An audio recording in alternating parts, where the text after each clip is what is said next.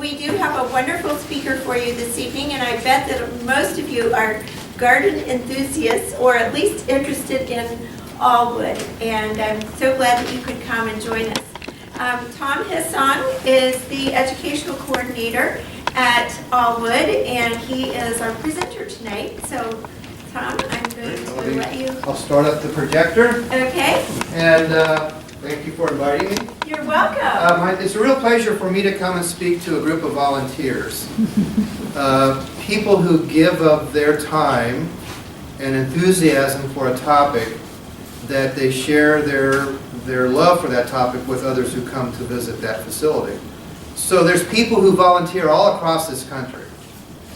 And we would not exist at all without volunteers. We would absolutely, well, we would exist, but we have a full-time staff of 14 people, 14, 15 people, full-time staff. And we would be limited in what we could do. And our maintenance people, we only have a couple of full-time maintenance people. They would be limited in what they'd be able to do. So how many of you here have been to Aullwood? All right, now what I want to do is I want to make sure that I clarify one important point, and that there is Aullwood Audubon Center and Farm, and then there's Aullwood Gardens. And Aullwood Gardens is where Marie Aull's home is located, where she and John Aull live. And that is operated by the Five Rivers Metro Parks, which is a tax-supported entity. And the Aullwood Audubon Center and Farm, we're operated by the National Audubon Society. So I'm an employee of the National Audubon Society. But we do not get any tax money from Montgomery County residents. So when you come to the garden, to Aullwood Gardens, operated by Five Rivers Metro Parks, there's no admission. When you come to our nature center or to our farm, there is an admission fee just because we have to raise all of our operating budget. So as I go along through here, I'm going to be telling you more and more about Aullwood. I hope that I'll kind of reveal some exciting things that you may have never known about Aullwood. And if anybody wants to ask a question as I'm going along, please feel free to do that. This is not a formal presentation where you have to sit on your hands and you can't ask me something. But I also want to recognize a couple of people here in the audience. A really good friend of mine who works here at Carillon Park, Linda Sharp. Everybody knows Linda. Everybody say hi, Linda. Hi, Linda. Linda. And Linda and I, we go way back. I've been a naturalist and getting paid for it for 38 years, and I've probably known Linda for most of those 38 years, and we've bird watched all over Ohio and all over the country in many different places, so she's been a really good friend. And then I have also two really good friends and really phenomenal volunteers. And this is Jean and Neil Hazel, who are right back here. And I can't say enough about them for all that they give to Aullwood and what they've done for Aullwood over the years, and they're just really wonderful volunteers. So, I'd like to start off by asking this question: how are we all connected to the natural world? Got any ideas? How are we connected? Maybe another question that would be good for you to think about for a second is the natural world important to us, or can we live without thinking about trees and fresh water and birds and all those kind of things? We really can't. So we're really solidly connected, right? This incredible planet that we live on has many, many exciting living things. Billions, we could say billions of living organisms that we share this planet with. And we as humans, we're very curious about our surroundings, and we want to learn more about the natural world. In the case of here at Carillon Park, we want to learn more about our history, where we came from, and the people who lived in the past here. So this incredible planet is a phenomenal place. There's no other place like this Earth. Now recently in the news I've been hearing that scientists at NASA have identified a couple of thousand planets that have Earth-like situations, but they're so far away that we never get their in many lifetimes. They're just very distant. So our Earth provides us with an atmosphere, oxygen to breathe. It's a protective atmosphere from some of the sun's harmful rays. It provides us with our source for food and water, and of course shelter, the wood that we get and other things that we get from the earth. And one of the things I like the most is it provides us with a rich diversity of life, of living things, plants and animals all around us. So it's our one and only home. And when I do this program, not the Aullwood program, but I might do a program where I have these intro slides and I'm talking to kids, this is where I tell them it's really important to protect our one and only home, you know. And we think of our home as where you're going to go home after you get done here tonight, but I also want you on a daily basis to think of the overall home that we all live on, this incredible planet, all right? And the reason why I'm starting off with this is because this is what we do at Aullwood.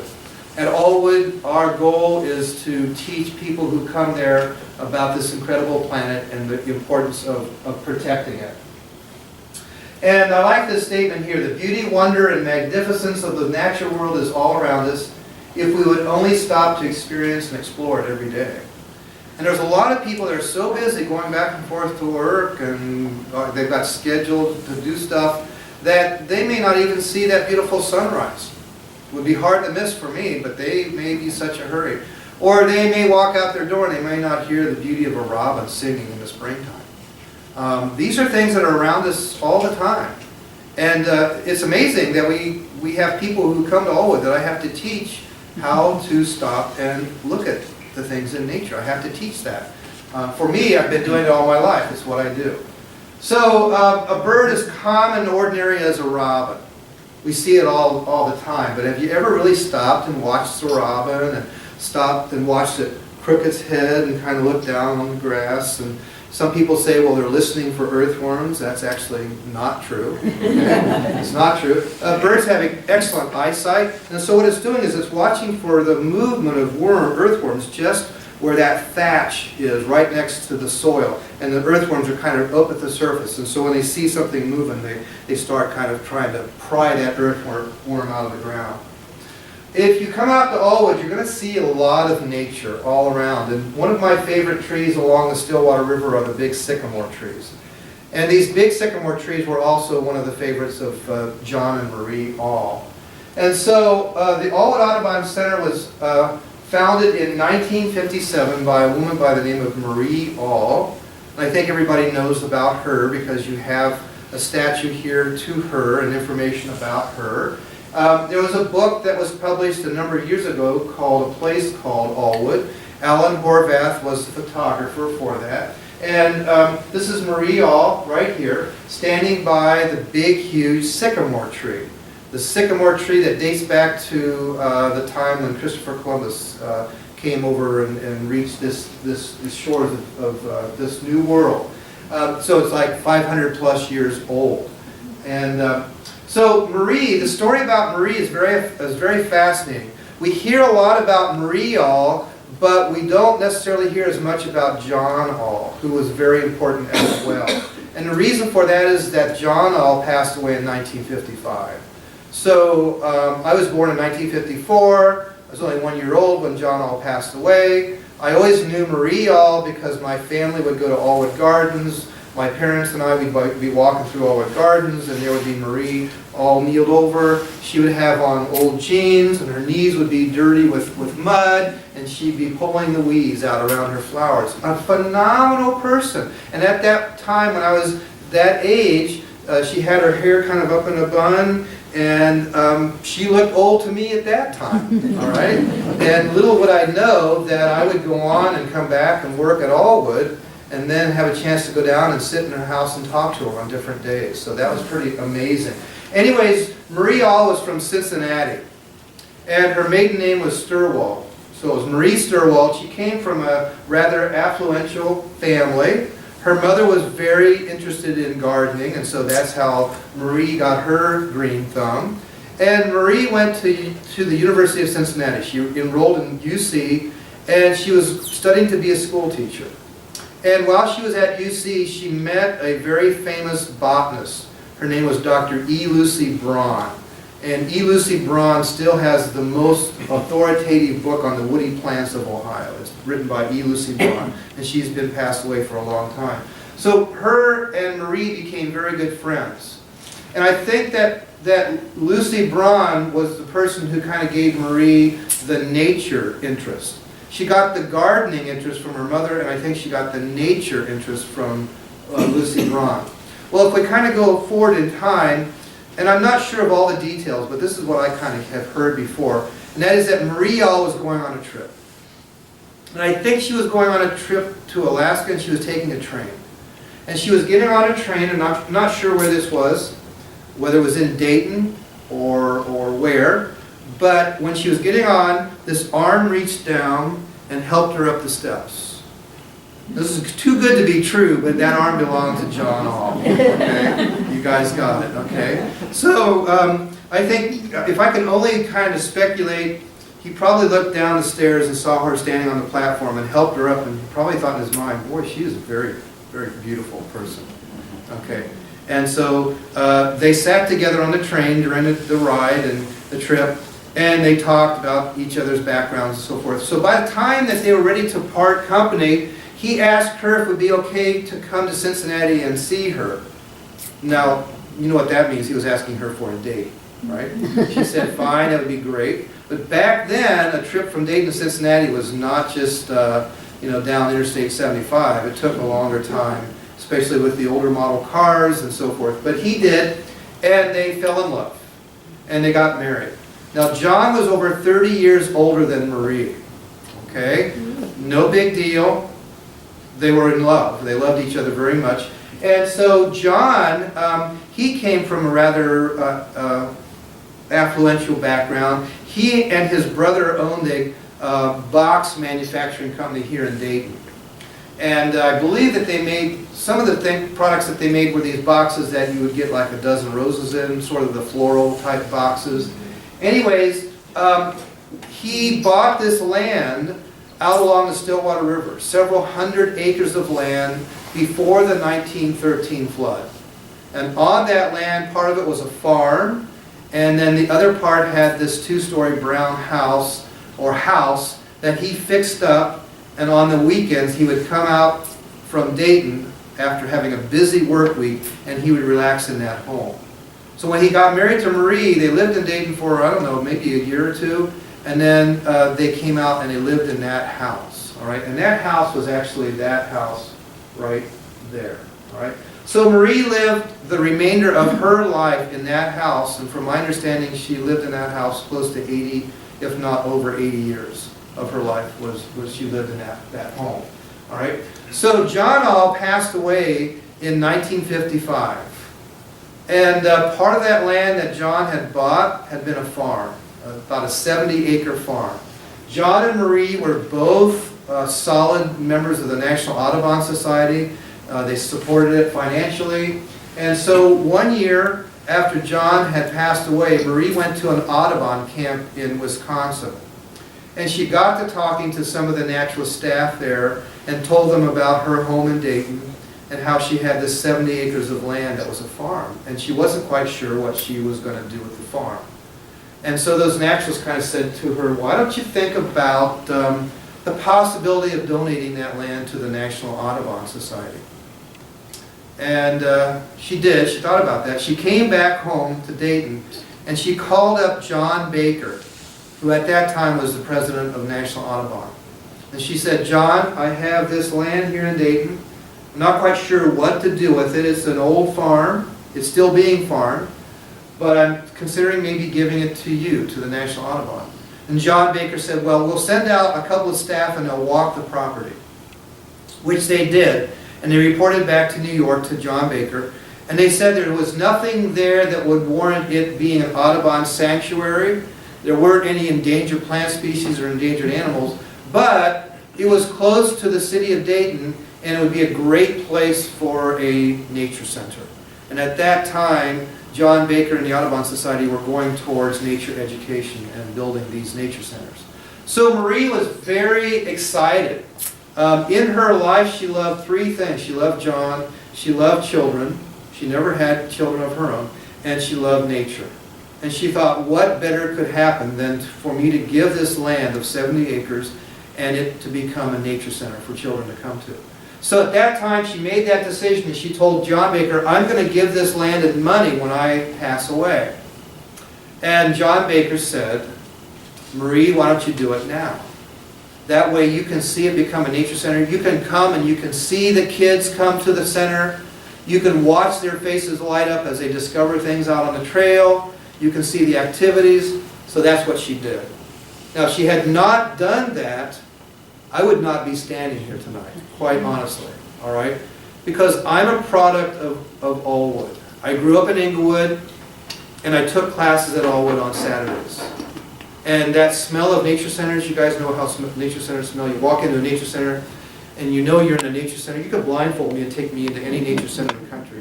It's the smell of aquariums, terrariums, sphagnum moss, animals, live animals, snakes, and stuff like that. So that went to my head, and I decided when I was in the 6th grade that I wanted to be a naturalist. And that was thanks to Marie Aull. If she hadn't done that, made that decision, she passed away in 2002. So that's not so long ago. And she was 105 years old. So her legacy lives on through Aullwood. She gave this gift of land and money. Now, every single school group that comes to Aullwood, they hear this story. Not as lengthy as what I just told you, but we go out and we greet the boys and girls, and we say, welcome to Aullwood. We have 4 parts to our name: Aullwood, Audubon, Center, and Farm. Now, pretend like you're 3rd graders, okay? Does anybody here know how we got the name Aullwood? Well, Neil, shoot your hand up real fast and shake your hand. Yeah, yes, little boy, yes. And Neil would say, because of all the woods. All the woods. That is such a common answer with a certain age group that I don't even ask them that anymore. I cut to the chase, I say, this is how we got the name, right? Because I hear that all the time. So that's the story of Marie Aull. She gave it to an organization called the National Audubon Society. National Audubon Society. So an organization that's been around for well over 100 years. And they got their start by protecting birds. The first birds they started to protect were what are called the plume birds. Birds like this were being shot and killed down in the southern part of the United States, places like where the Everglades are today, just to get these beautiful philloplumes to put into women's hats. Okay? And at that time, between 1870 and 1920, if you had walked around Central Park, you would have seen women with big hats and big plumes of egret feathers. At that time, an ounce of egret feathers was worth more than an ounce of gold. So these birds were disappearing very, very rapidly. All right? And it wasn't just this bird here, that's the great egret. That bird was one of the most heavily pursued, but there were other birds as well. Many different species of birds.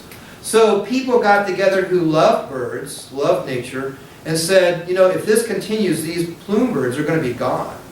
So people in the future are not going to have a chance to see the beauty that we get a chance to see. So they got together and they got laws passed. So it made it illegal to use bird feathers in women's clothing and hats.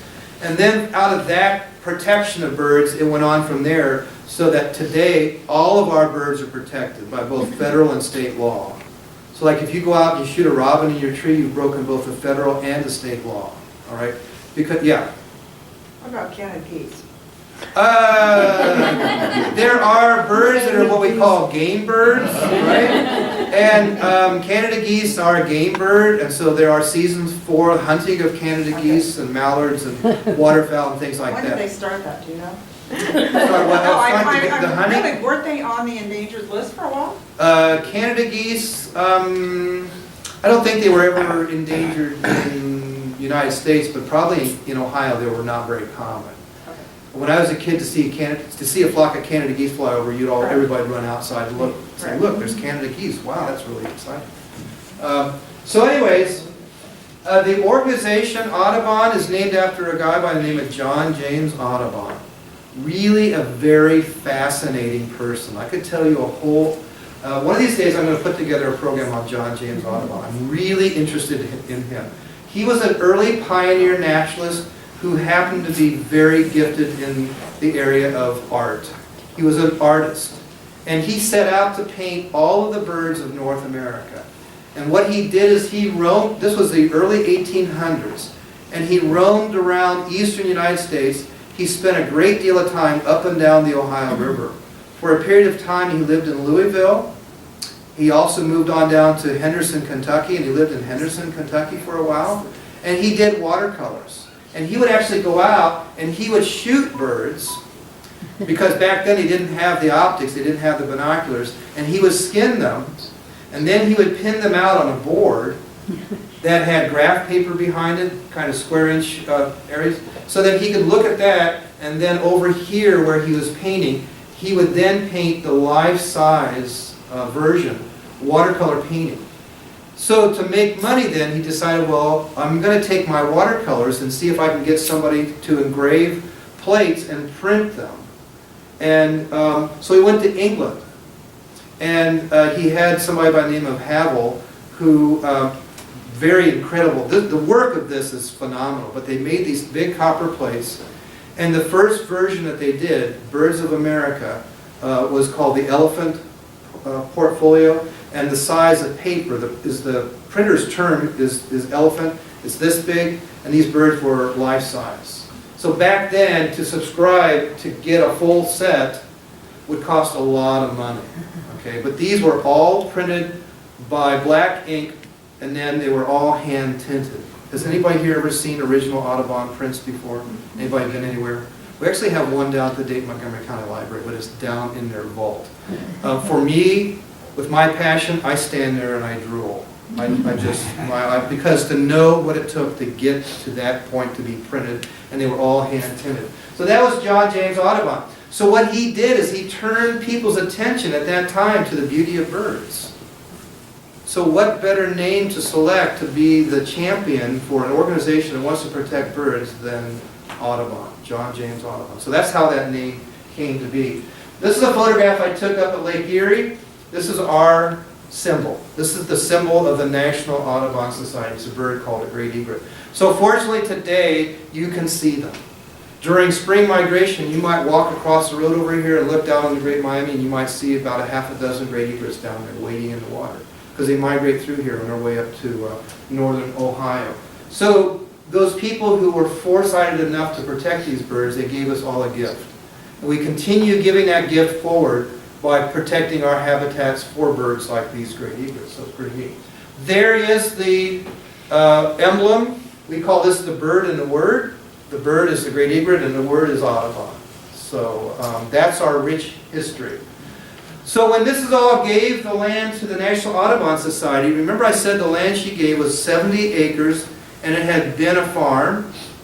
So there was a barn on that location, and when Audubon came in, they tore down the barn, but they left some of the beam structure to build this new nature center. So they used the beam structure, and if you come to Aullwood and you walk into the nature center, you're going to see these beams inside the older building. And this is what it looked like. It opened in November of 1957. All right. This is not November because I can tell by the trees with the leaves, though this was probably the next summer. It was painted brown. Back here, the stonework for the auditorium had been the original foundation stonework from the barn. And another interesting thing, on this side, this was the barn structure here, this whole thing. It was a big bank barn. And over on this side, there had been a silo. And in that silo, when they were doing construction, was a pair of barn owls nesting. Now, if you know anything about owls in Ohio, today barn owls are a state-listed endangered species. All right. Back then, they were more common. But they needed to tear that silo down. So what they did, there was a tree close by. I'd be willing to bet that it was a walnut tree, because we have a lot of walnuts out of Aull. But they got an old doghouse, and somehow they got it lifted up in that tree, put it in between some branches. And somebody went up in the silo and they put these baby barn owls in a burlap bag and lowered them down. and then somebody climbed up the tree and put those baby barn owls in that dog house. And the adults heard them in there squawking and went in there and started feeding them and taking care of them so that the workers could go on and tear that silo down. All right. Not everybody hears this story. Right? You can consider yourself lucky to come tonight because that's a pretty cool story. I think I really like that. So the Nature Center opened for business in 1957. There happened to be a kid who roamed those fields and woods and marshes. When he was growing up, his name was Paul Nooope. And so he kind of hung around that nature center and kind of said, "Can I have a job? Can I have a job? I'd like to work here. I really like to work here." Paul Nooope went to Ohio State and got a degree in dairy science. And he just didn't really want to kind of do that dairy science thing. He kept coming back to the Aullwood. I'd like to work here. Can I work here? And he did. They gave him a job. And so Paul Nooope was one of our most famous Ohio naturalists. And here he is with a group of kids all looking. Paul Nooope could take a piece of fox poop, which is called scat, and make it the most interesting subject that kids would just like look at, and you know, after the laughing is over with, they would actually really listen to him and so forth. He was a very good interpretive naturalist.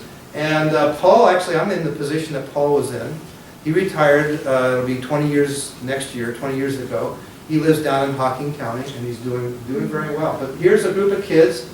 And so if you'd ever been out to Aullwood prior to what we look like today, you would have walked up and gone into that original nature center. All right, it looked like this for a long time.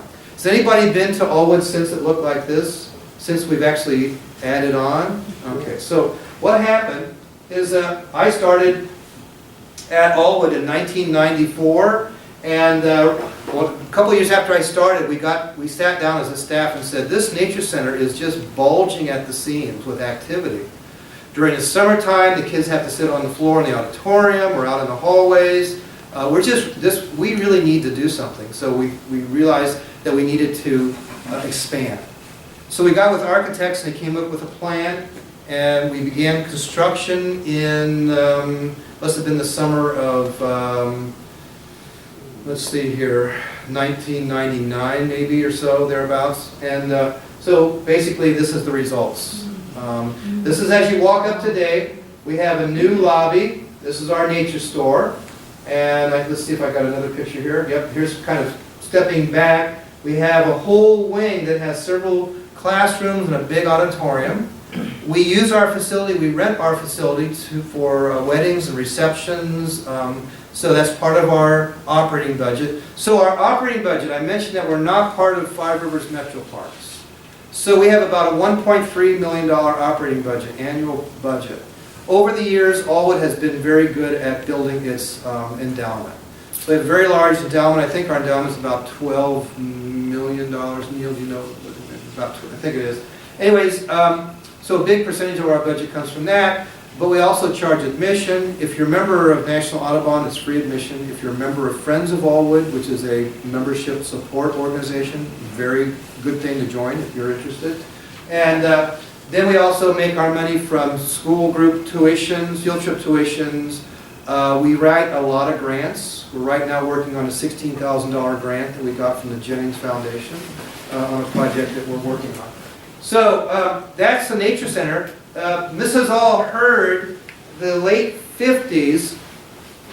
She heard that the adjacent farm to Aullwood, a privately owned farm, was going to possibly be sold. And the possibility was it going to be sold to a developer that was going to turn it into a housing development. So she was very concerned. I don't think she had anything against housing developments, but that farm is where several springs come up to the surface, and they run together and they form the stream that goes past the nature center. So guess what Mrs. Aull did? She bought the farm. She did. She bought that farm, and it became Aullwood Children's Farm. And then for a while there was a director of the farm and a director of the center. Now we're all one operation. We have one director for both the center and the farm, and all of our staff work at both places too, at the center and the farm. Okay? So the farm, it actually opened in 1962. She gave this to our community, and it was one of the first educational farms in the country, not just in the Midwest, but in the country. This is a big, huge, this is a big, huge cow. So we have a lot of kids, and farms like this are so important because we have a lot of kids who come out to Aullwood and they have no idea where their food comes from, other than that cereal box that is on the table, other than that package that their parents get from the grocery store. We practice sustainable agriculture, which means that we're organic, we do everything in a way that we are sensitive to the land, so that 100 years from now the land will be as healthy as the land that we have today, that we use it today. So we demonstrate sustainable agriculture, okay? We have a lot of farm animals. We do not interpret the farm in any date or time period. Carriage Hill, I believe their interpretation is of the 1880s farm.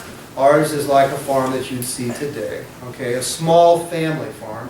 Unfortunately, a lot of these small family farms are disappearing to the big, huge, gigantic farms. We have pigs and goats and sheep, and we have 2 big Belgian draft horses, and we have chickens and turkeys, and kids can go into the chicken coop and actually feel an egg that has been just taken out from underneath a hen, and they can feel how warm it is. That's pretty cool. Isn't that neat?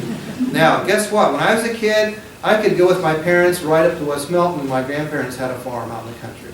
So I could go out and I could smell the manure. I got used to smelling that. This is great farm country air. Now that today we have kids come and they get off the bus and they're holding them. And I'm going, oh, what are you guys doing that for? I said, this is great. I'm going, I love the smell because this is a farm. This is great. And by the time they're done with me for an hour and a half, I've got them no longer holding their nose, but they're actually now kind of enjoying being there in that country air. But believe it or not, I've learned more words for manure than I could thought I'd learn. I mean, from kindergartners, dookie, and I don't know, all kinds of stuff. We have 2 beautiful draft horses. These are not the ones we have now. This is Beauty and Glory, but we now have Mick and Red. And we have on a weekend once a month we have draft horse pulled wagon rides. And during our special events, we oftentimes hitch up the horses and we do wagon rides. And some of our school programs, the kids get a draft horse pulled wagon ride. So we realized that the farm facility was the next area of Aullwood that needed to have some upgrades. We completed the Nature Center, and it was all dedicated in October of 2000. All right. So a couple of years ago, we realized that the Discovery Center or the Visitor Center at the farm had really been worn out. It was only built, it was a pole barn, it was only built for so many years use, and it went well past that period. It was heavily used, it was a great building, it was called the Thomas Building. But we got with architects and they designed a brand new facility, okay? And ground was broken, what was it, 2 years ago this past April, I believe? I think 3 years ago. 3 years ago. Boy, time flies. Yeah. Anyways, ground was broken. We had broom ball construction out of Arcanum, and it was fun to watch this building go up. It was really neat. And eventually, it took shape, and this is what it is today. So if you've not been out there, I really would like to roll out the red carpet for you. Neil would actually be at the door greeting you if you come out there. Is that right, Neil? Or cutting the grass. Or cutting the grass. He would be going back and forth. You know, you got to kind of watch out because he's pretty wild on that mower. But no, it is a very special place. A special place called Aullwood, right?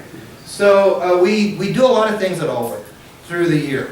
One of the things is we manage our landscape. If we didn't manage it, we would not have the diversity of plants and animals that we have that we can interpret to groups that come there. So we have a tall grass prairie. It's a planted prairie. It was not native there. It was never a prairie there. But when the first naturalists came to Aullwood, one of the areas was a pasture from the farm, and they said, let's plant a tall grass prairie here.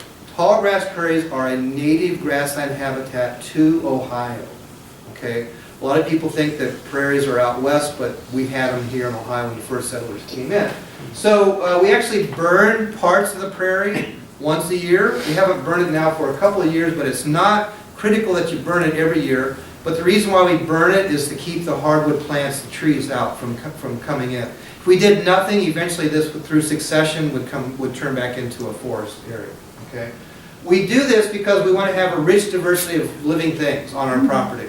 You might walk the trail, and in the evening you might walk by and see this beautiful barred owl sitting up in a tree. Or off in the distance you might hear a barred owl. Has anybody ever heard a barred owl?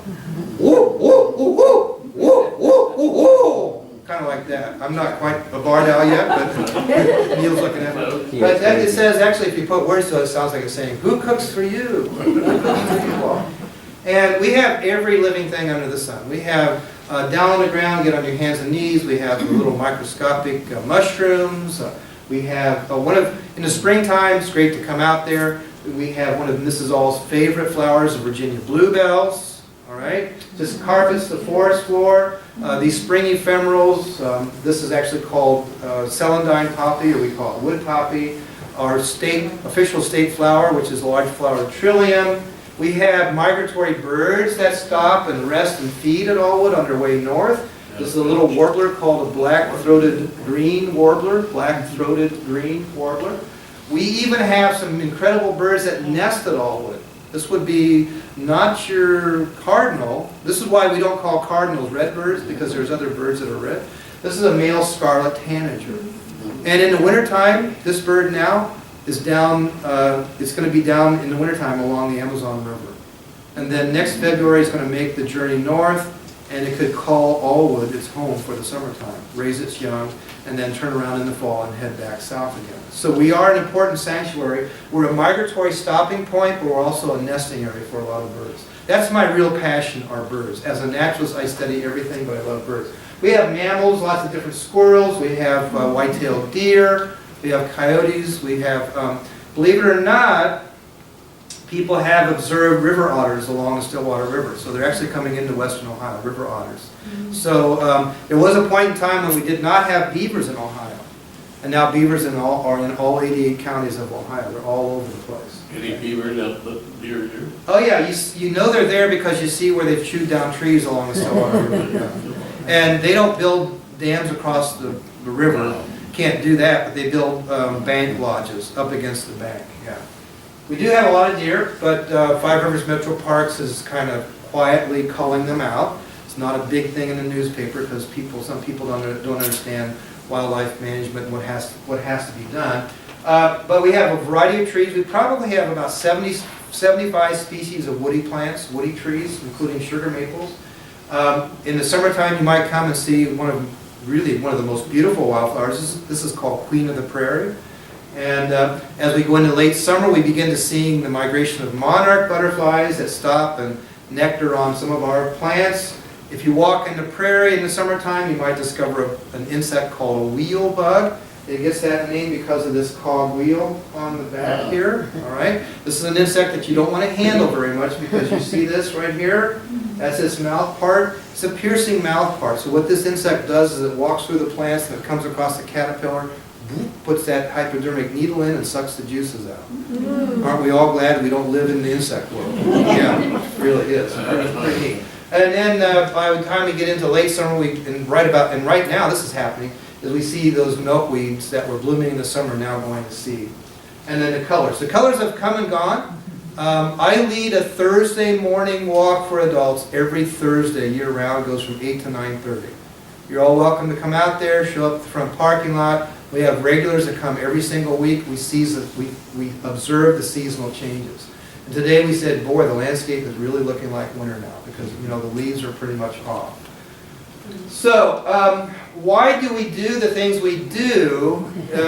We do it because we want to teach people about this planet again, especially children. Marie Aull, I remember Mrs. Aull saying that the children were the important ones to teach. She kind of said the adults were a lost cause. I really didn't agree with her with that because I think we can still educate adults. I do teach adult classes myself. I think we can turn people around, get them more aware of what they're doing.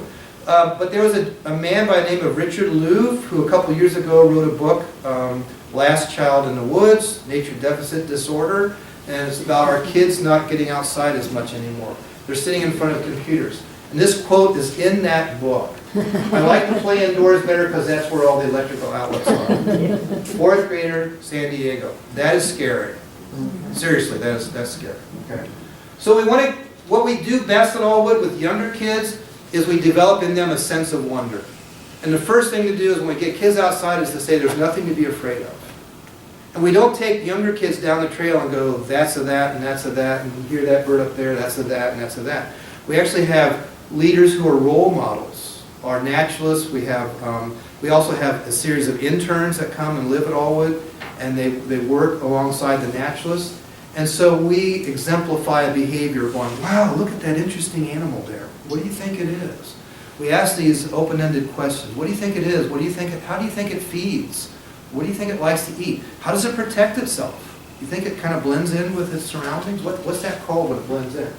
And so connecting children to nature and agriculture, we start with developing a sense of wonder for the natural world and agriculture to learning about it, because as you grow older, then we can then teach the names of the trees and the birds, to finally getting them to a point where you want to take conservation action. And what does that mean? That means you want to go home and plant native plants around your home, a butterfly garden. You'd want to make sure that you conserve water. When you leave a room and there's nobody in it, you turn the lights off. There's a lot of simple things that we can all do that helps the planet. So we start off with a sense of wonder, lead them to wanting to learn, and then to conservation action where we want to actually do something about helping the environment. Okay? So during the 2012-2013 school year, we worked with close to 70,000 children. They discovered nature, conservation, and farming through field trips to Aullwood and by attending special programs offered by Aullwood. And the way this is broken down is that 22,454 came to Aullwood to the Nature Center or the farm. We also have an outreach program. We have an incredible outreach naturalist. His name is Chris Rollins. He's an incredible musician, artist. He goes out to schools. He does assemblies. He worked with over 47,000 school children during this year. That makes that total. We work with schools from 13 counties, Montgomery County and surrounding counties.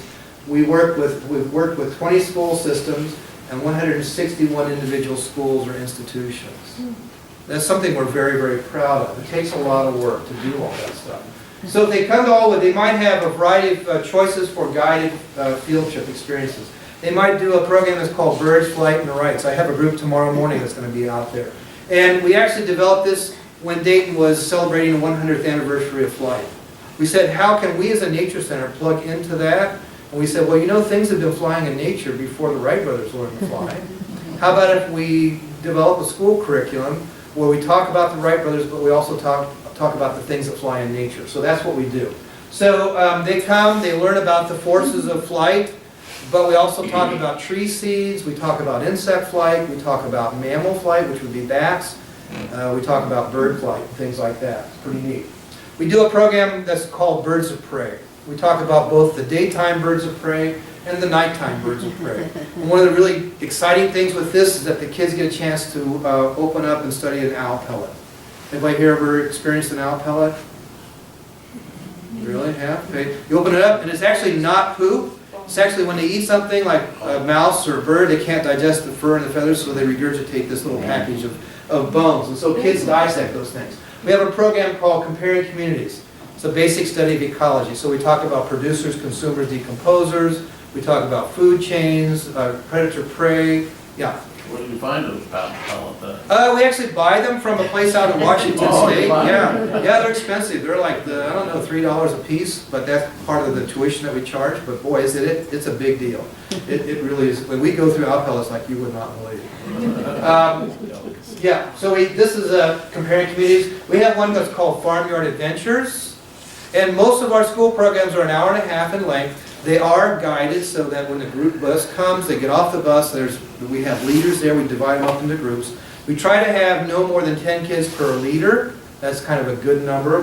Sometimes we're so busy we can't match that all the time. But we have a program that's also called Feathers in Flight. This is about birds. This is a program we developed for the Dayton Public Schools. All the Dayton Public Schools, 3rd grade, come out for Feathers in Flight and a program called Scales and Cold-Blooded Tails. So we talk about bird biology, what it takes to be a bird. We do a program called Geology and Fossils. Did you guys know that here at Carillon Park, this area was underwater about 450 million years ago?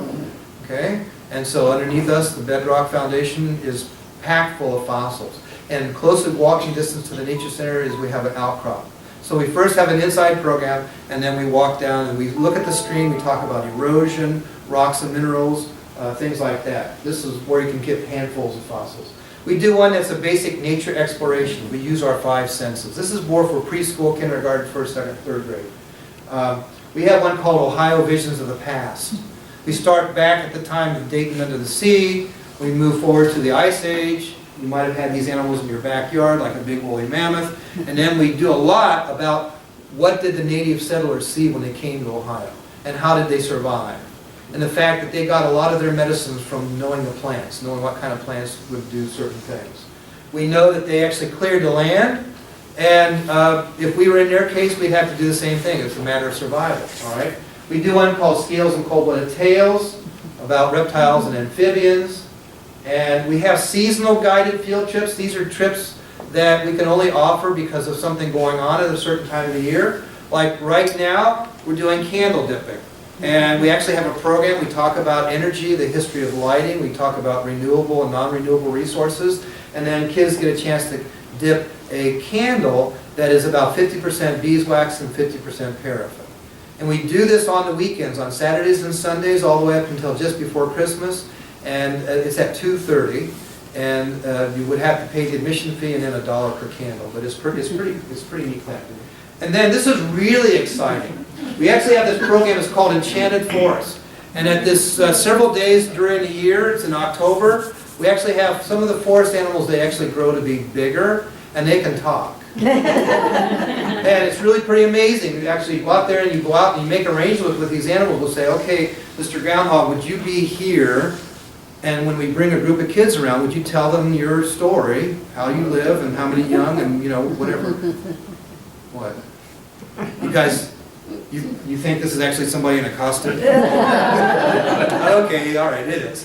We have volunteers who dress up in costumes. We have staff who do this, and it's really a lot of fun. Let's see, since I've been there, I've been a mole.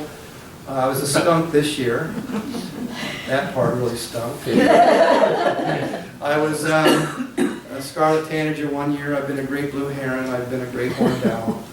It kind of humbles you when you're a character and you have to take on the role of that animal. It's pretty cool. So here in this picture we have a raccoon, we have a fox, and this is a flying squirrel. A pretty hip flying squirrel with sunglasses on. And then another seasonal program is we make maple syrup. It's our maple syrup program that starts mid-February, goes into the first part of March. We go out and tap our sugar maple trees. We talk all about what's going on inside of a tree, the biology in a tree, why the sap is important, how much sap it takes to make maple syrup, why we collect from sugar maples and no other trees. Does anybody know how many gallons of sap from a sugar maple it takes to make a gallon of maple syrup? 40. Yeah, it's about 40 gallons. You may have a sugar maple that's not doing very well, and it could be 50 gallons. Yeah, hopefully it's...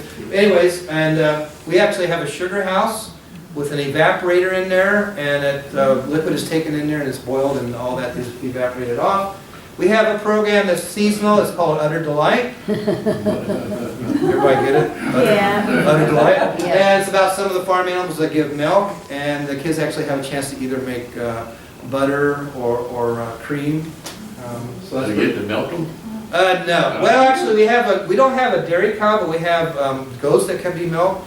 And if there's a goat that can be milked, they'll have a chance to see that, yeah, how the whole thing works. We have self-guided visits where groups can come and kind of do their own thing. And then we have a whole bunch of other really cool things. We have a program called Aullwood Reaches. This is Chris Rowlands right here. And he makes puppets, and he writes songs, and he goes out and he gets kids engaged. And this is part of his outreach. He goes out and does assemblies all around the area. He also does these residencies. One is an art residency, where all the kids come to a central point in the school and they help make a big mural. And this might be after they've come to Aullwood on field trips, and then they make a mural of the things they saw and they learned about. So here they are. These are actually dots. They take a Q-tip and so they make dots, so they don't have to be the best artists in the world. And Chris also does music residencies from their experiences in nature on field trips and stuff. They go back and he writes a song with each class. So like, and if these residencies are usually like kindergarten through the 6th grade. So each grade will write a song, he'll record it, and then each child will get a CD, and then they'll also have a final assembly for their parents to hear them sing. This is really, really cool. And we got a grant up in New Bremen, Ohio. Chris and I drove, it's an hour drive to get up to New Bremen, and we've done this 2 years in a row. The Crown Corporation up there funded this, and it's really, really cool. So last year they did art residency, and this year they did a music residency. So it's really awesome.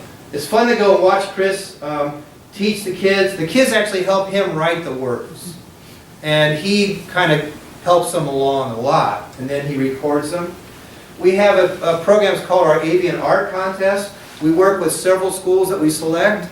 They get art materials, and then the grades actually produce artwork of different kinds of birds. And all of this is hung up in our auditorium. I think this happens like in April, first part of April, okay? Yeah. Got some now, though. Hmm? Yeah. Actually, yeah, there's some up now.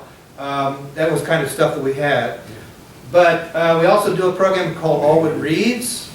And Jean, you were involved with this, Yes. right? And tell them about this, because how did you feel when you did this? Pretty neat, right? Oh, it's great. The school sends about 12 children, and we have 12 mentors, and they come in after school, and we meet as a group, and the intern for the day explains whatever the subject is for the day, and then we go out and we walk and try to find the things that we're going to talk about for that day.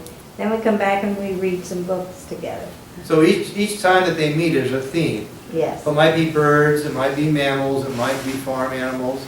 And then there's a book that's selected that goes along with that theme. Mm-hmm. And we've actually learned that it helps really improve the reading scores on some of these kids that have a challenge reading. So that's pretty cool. In the summertime, we have a big summer program. We have 8 one-week class sessions that goes through the summertime. The kids have a chance to come out. They go to the river and go seining. They go through the tall grass prairie. They do arts and crafts. There's programs up at the farm. And we actually, it's for ages 2 years old through the 7th grade. So if you've not known about that, and you know some children that would be interested in doing those classes, it's really pretty cool. It's hands-on. It's every day for a week. It goes from 9:30 to 12, every day, Monday through Friday. And we have 8 one-week class sessions. And my big interest in the summertime are fish in Stillwater River. So I teach a class for 5th, 6th, and 7th graders. It's called Fish in the Stillwater River. And it doesn't get any better than to take a group of kids in the water in the stream. They got shorts on, they got old tennis shoes on, and we're out there with this net. And every time we pull the net up, we find something new and different. So it's pretty cool. And then in the wintertime, we do what's called Winter Earth Adventures. And these are on the last two Saturdays in March and the first 2 Saturdays in February. And now we've actually learned that more people come if we do them towards the evening, if we do them in the evening. So we do those things. And some of them are at the farm. This little boy here is mixing up pancakes. They're going to make pancakes and they're going to put maple syrup on pancakes. That doesn't get any better than that. We have a thing called Aull Center for Lifelong Learning. These are our adult classes. We have classes of all kinds. My specialty is ornithology, so I teach classes on bird watching. We have classes at the farm. We offer field trips. We do weekend programming. We have walks on the weekends. We have special events through the year, too. One is called a Field of Tunes, and this is where we have several performing artists who come out and do performances. And this is at the farm. We do our annual pancake brunch and sugar bush walks. And this is usually the first part of March. Is it the first Sunday in March, I believe? Yeah. And Neil's involved with this. And Jean, over the years, have been involved with all these things. Yeah. We have our native plant sale in April. This is to help celebrate Earth Day. If you want to buy some native plants and take them and put them in your home landscape, you can come to Aullwood. We have a thing called our Autumn Affair. And this is more of a formal dinner, sit down, very nicely, elegantly decorated, and it celebrates the autumn. But also we have Amish quilts. Our director, Charity Kruger, has for many years gone and bought Amish quilts from up in western New York State, western Pennsylvania, and northern Ohio, and then they're auctioned off. In mid-October, we have this big annual Amish quilt auction. Has anybody here been to that before? Yeah, is it neat? Yeah. Only one more year though. Yeah, only one more year. Yep. That's right, yep. She's gonna Because Charity's retire, gonna retire, yep. and the people that sell them are retired. That's right. She's been doing this for a long time. It's a big It was a fundraiser. very long auction, Yeah, yeah. yeah, and you would not believe the We amount. left at 5:30 and it was still going on. Yeah, yeah, it's It's a all big part of our fundraiser, okay. We also do, the last weekend of September, we do our annual Applefest. Everything about apples. Apple foods, we have a big steam engine there, we make apple butter. One year we had Heater out there and he was actually stirring the big kettles of apple butter, okay.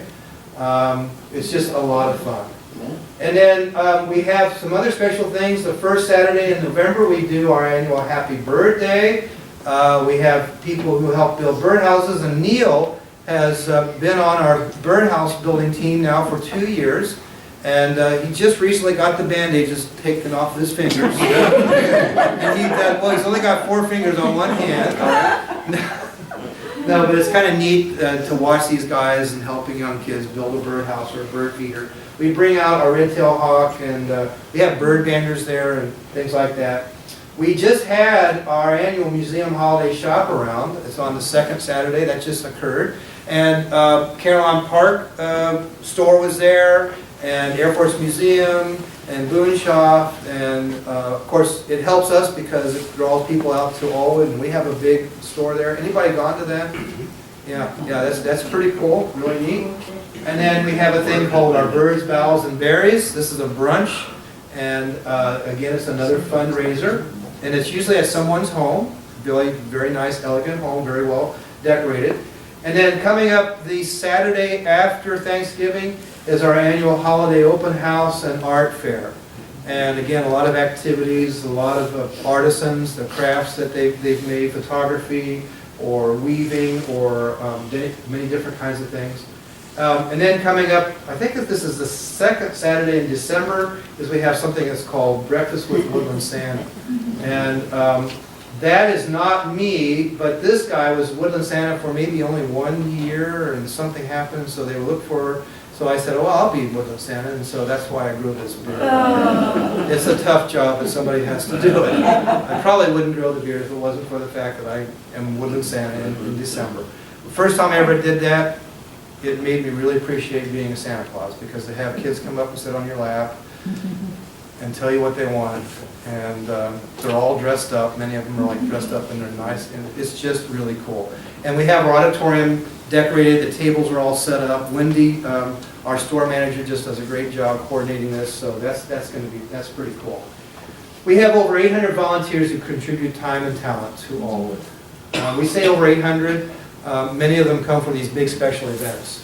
The people that we have that come on a weekly basis, like Neil and Jean, it's a smaller number, but those people are very important because they help with mailings, they help with maintenance, they help with all kinds of projects that need to be done.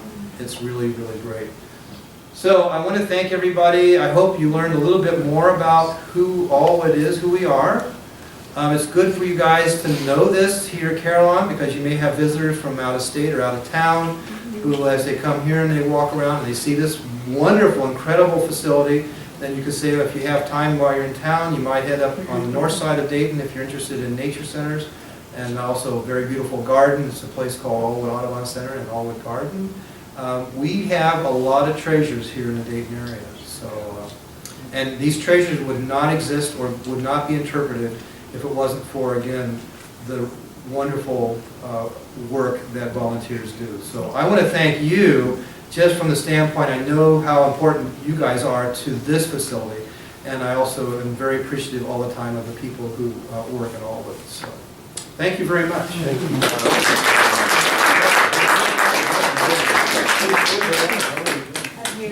Anybody have any questions? Yeah, I was going to say, we could do a little Q&A here.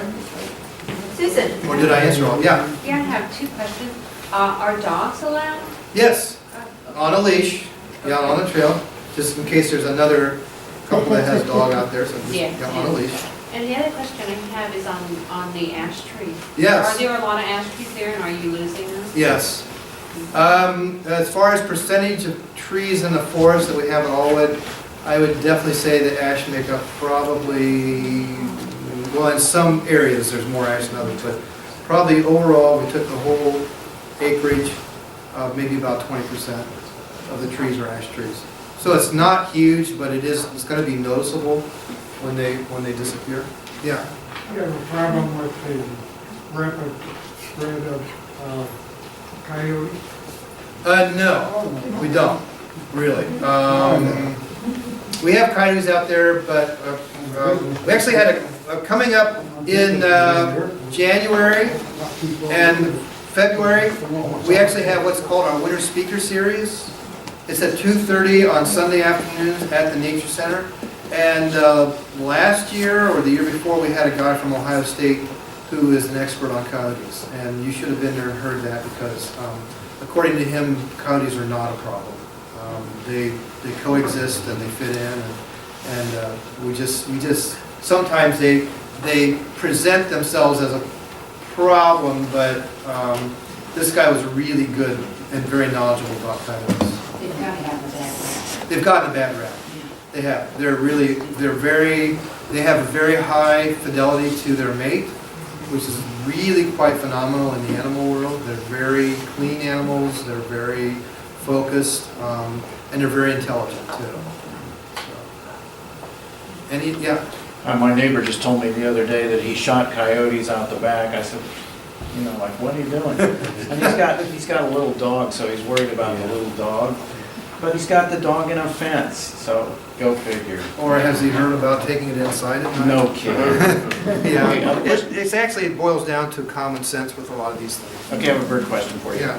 We had an opportunity to observe a lot of wading birds over the last couple of years. Oh, yeah. And not here, but In Florida? yeah. Yeah. And so I see them doing this a lot, and then strike, Yeah. I'm often curious, and nobody could tell me down there, do they have pretty poor forward vision? They and do, can because they got that check? beak in front there, so like when they're looking down, they can actually get a That's broader exactly view what I was of what they're thinking. looking at. They can Yeah. be more focused. So if they're looking down like this, they don't really have, Yeah. it'd be like you taking your hand and putting it in front of And your. of course, we know they fly into windows, and maybe that's part of it too. Yeah, but the waders are very, Florida has a lot of really neat waders. All the egrets and herons and, things like that. We had a cardinal one year, a male cardinal, that would not, Bang on the window. yeah, but he flew into the window. He just flew, and it was just one summer. And we couldn't figure out if it was reflection. We tried to put screening up over it. We did everything we could think of, and the silly thing just kept doing it. Yeah, it is reflection. Okay. It is the male being very territorial. He's trying to chase away that other male cardinal. He doesn't know. Birds are very intelligent animals, but there is a point that hormones outplay the intelligence. He doesn't sit there and logically go, oh, that's my reflection. There's no need to worry about that. But what you need to do is eliminate that reflection, and if you draw the blinds inside your house, or you put up something paper inside the house, it's not going to eliminate that reflective surface on the outside of the glass. Yeah, So I always recommend to people you need to do something on the outside. yeah, we finally ended up putting netting up. On the outside? Yeah. Yeah. But I can't remember what exactly it was, but it was enough to stop the reflection, and then he flew off. and Yeah. went another- Sometimes I tell people to make soapy water, and you know how you really want to clean your windows? I would say go out and make your windows dirty. Oh, And slop that soapy water so that it kind of takes all that reflection off. You're Yeah. going to look kind of Streaky. miserable for a while, huh? It's streaky. Yeah. If you can't see your reflection very well, the bird's not going to see its reflection. Of course you won't be able to see it. Yeah. What about white heron? White heron, great egrets. No, white heron. Oh, great white heron. Great white heron, Yeah, actually it's a color more for the great blue heron. Yeah. right. Yeah, and you only find that down in, So they're not in this area? no, Okay. down in the They're not Everglades. migratory? No, Okay, yeah. You'll see them in the Everglades, you'll see them down in the Keys. yeah. You'll see the regular great blue heron, and then when you see the great Right. white herons, they have the same bill size and shape, everything. And then down in the Florida Keys, there's an area down there where you'll see a bird that's called a Werdemann's heron. It's actually the cross between a great white heron and a great blue heron. And it has a white head and a great blue heron body. And I've only seen Werdemann's herons. Have you heard about Werdemann's herons? We did, we almost found one where we worked. Yeah. I didn't see it, but some of the other guys did. Yeah, and those are usually don't go down the They Keys came to back see with those. every book we had, what is it? Around Big Pine Key is where I've seen Werdemann's herons. Yeah. Yeah. Earlier in one of your slides, you said a lot of these, like the barn owls, are coming back. Yes. Were they here before, or Yeah. is this new animals coming in? Barn owls were probably not here 200 years ago, at a time when Ohio was about 97% forested. Because that would not be the kind of habitat that barn owls would appreciate, okay?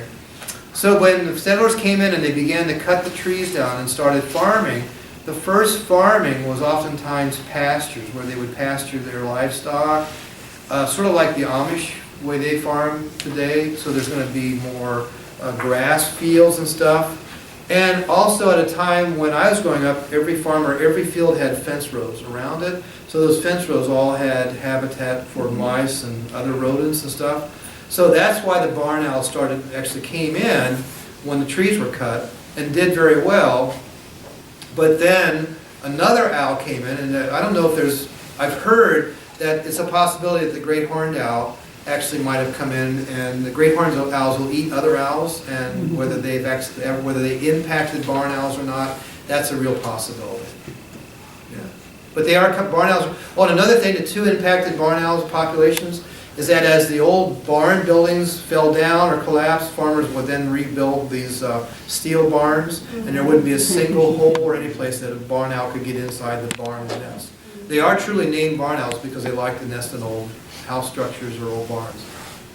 We've been noticing an awful lot of hawks. Yeah.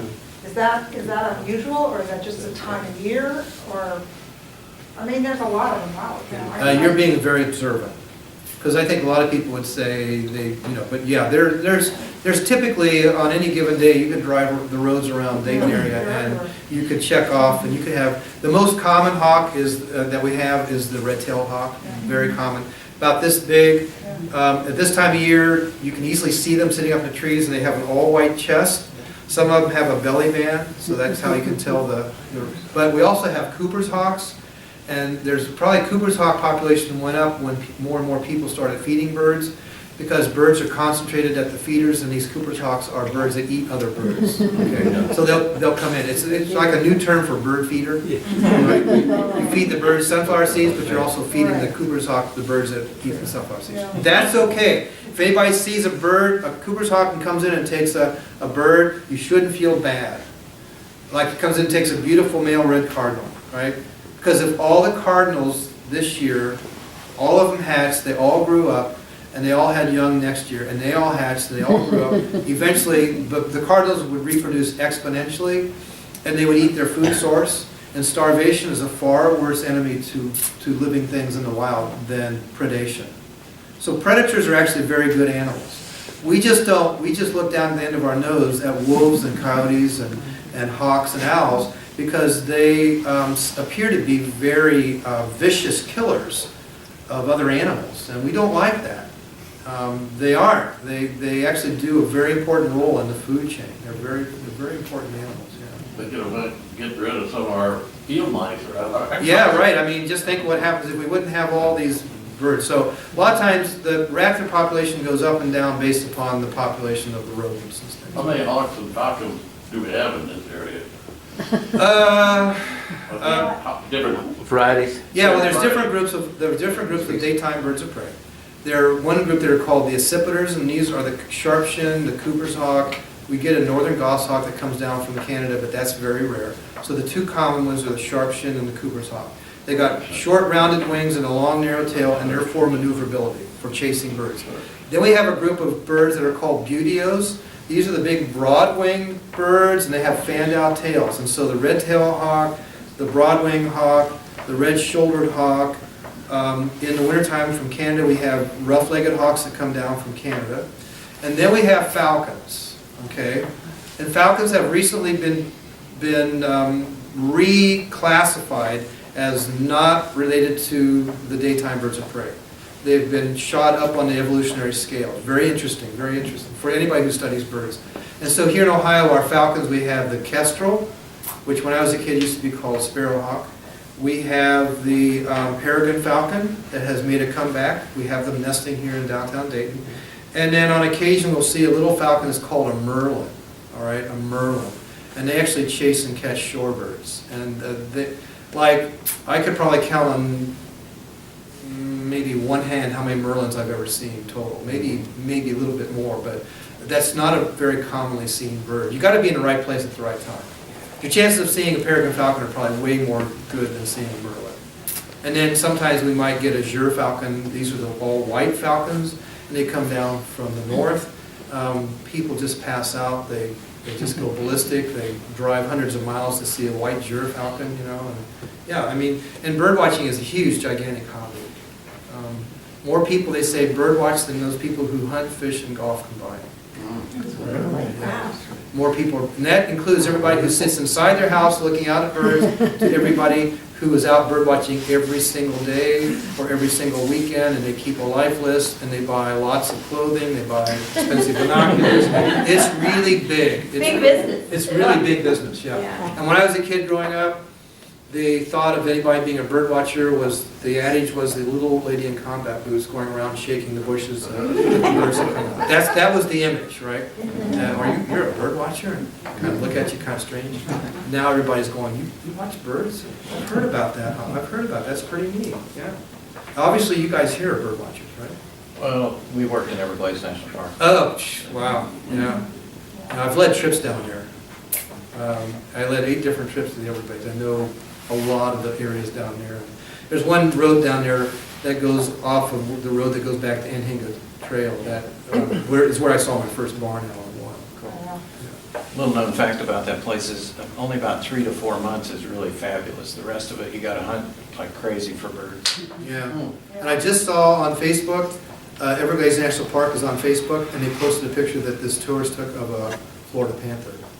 Oh, yeah. Crossing the road. Yeah. In the Everglades. Yeah, actually, we had a friend Really? that got a That's- picture of those, yeah. Yeah, Everglades, if you've never been to Everglades, it's, That was in Big Cypress North. no, actually, the picture that I saw Was was it in Was it actually on the road Everglades? from Flamingo, from Homestead down to Flamingo. Oh, really? Oh. Yeah. And if you go February or January, you know, that's the best. Yeah, and if you want to find mosquitoes, they're there, but, Not during that but there are time. places you don't want to go into, and these are these places that have these plants called bromeliads. And the bromeliads get water in them, and the mosquitoes breed in that water. And there's a place called Snake Bite Trail that goes out, and that's not a good trail to Yeah, go. that's not good. Not good. Yeah. Not We're some- learning all kinds of tidbits. Yeah. I did want to add one other thing about bird watching just locally for the park. I had a gentleman come to me from Fishers, Indiana, who is a teacher at one of the middle schools in that area. And he grew up in Dayton, and he called me one day and said, I would like to do a bird watching project for you. And I said, okay, you know, you're on your own here, you know, we've never had a volunteer offer to do that. So he has been working on this project for probably 3 years. He comes periodically to visit his relatives here in Dayton. He has a path that he follows. He told me his path. He goes up on the moraine, he goes through the park, he follows the levee, he likes to look at the river birds.